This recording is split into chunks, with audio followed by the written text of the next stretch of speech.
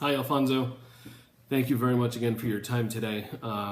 As I emailed you, and as you know, the agenda of today's meeting is to take a look at the ZMA report. But I also, before we get into the actual numbers of it, I just kind of wanted to recap and make sure that we were on the same page as to why we ran this report to begin with.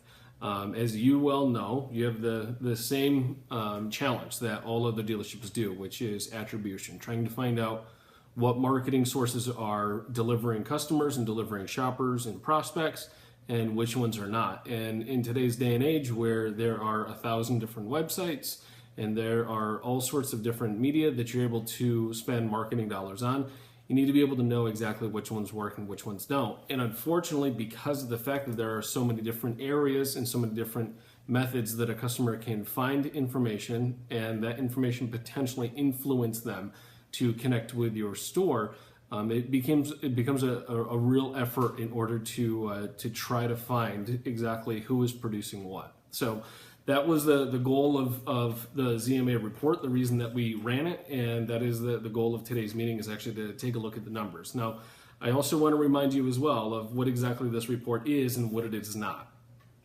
This report is a combination of your data set that you sent me, which was the last 3 months worth of sold inventory along with the corresponding buyer's zip code number. And then we took that information and compared it for better or for worse against the activity on cars.com to see if there were any potential matches. What we were looking for were matches of activity from a particular zip code to a vehicle that you then sold to a person inside of that exact same zip code. So with that said, let's take a look at the electronic footprint of your customers, which is the information on cars.com, and see if we found any matches. So of the data set that you sent me, there was a total of, and this is over the course of 90 days, you sold me an inventory sold file of 1,129 stock numbers and zip codes. That's how many vehicles you were able to move out the door.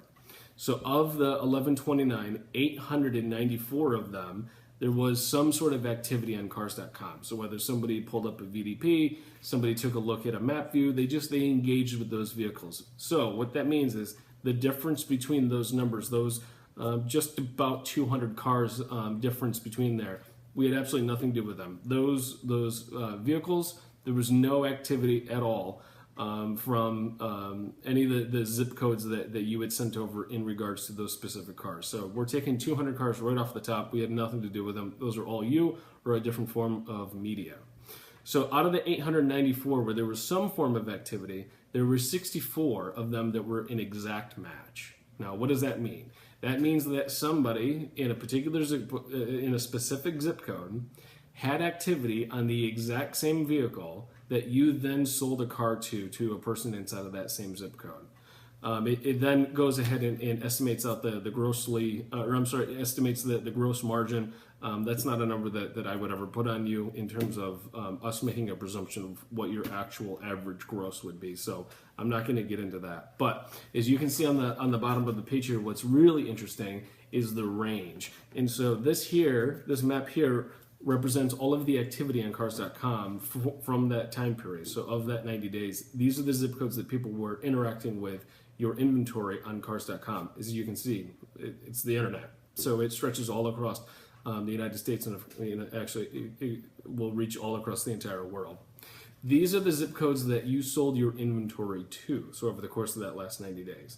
So what we want to take a look at is the match here, it's 64. So where were the 64 vehicles where somebody went on to cars.com, engaged with a particular vehicle that you then sold to a person from that exact same zip code? And here is that map. So this map represents the 64 vehicles over the last 90 days, so averaging just over 20 vehicles a month. And you can see that a lot of them are going to be right inside of your hometown, right in your area. But what I find most interesting is the outliers.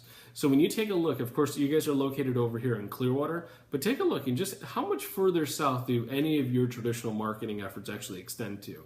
Down in Fort Myers, the Miami customer, over in Orlando, there's one that's in Melbourne as well. And that's when I challenge you in order to sit back and think, okay, Do we do any form of advertising? Do we pay for keywords? Do we do any sort of direct mail? Do we have, there wouldn't be any radio or TV or a bulletin board or anything over in that area. And they're being connected with you directly because they're searching on cars.com. And so this report it's a useful tool because of the fact that it doesn't rely upon surveys. You don't have to ask the customer when they come in, hey, how'd you find us? And then hoping the fact that while they're making, one of the second largest purchases in their entire life, and they're either really excited or they're stressed out, that they're going to provide you accurate information so that you can make marketing decisions on. This report is completely based on someone's electronic footprint. Now, as we mentioned before, there's a couple of pieces to this report that's not even including mobile phone calls and some of the mobile activity as well. So this is going to be more. This is directly on the desktop site as well. But if you can take a look at it, that's what I'm gonna continue to encourage you to do. Some of the most successful marketing programs of all time is certainly not based on user feedback. It's not based on surveys. It's absolutely following the consumer's electronic footprint in order to find out what their activity is, and then ultimately what sort of influencers are having the biggest effect when it comes to connecting potential buyers with your inventory. And I'm quite happy with these numbers, and this is a report that I would recommend that we run regularly so that if we can see any sort of trends, those are trends that we should respond to, rather than just an arbitrary feeling of, well, I'm not getting a lot of emails, or I don't feel like a lot of people mention cars.com. This is the type of a report that takes all of that out of the equation, and we can take a look at the hard numbers and the actual analytics of exactly what cars.com is bringing to you, and then we can build off of that program as well. Does that sound good?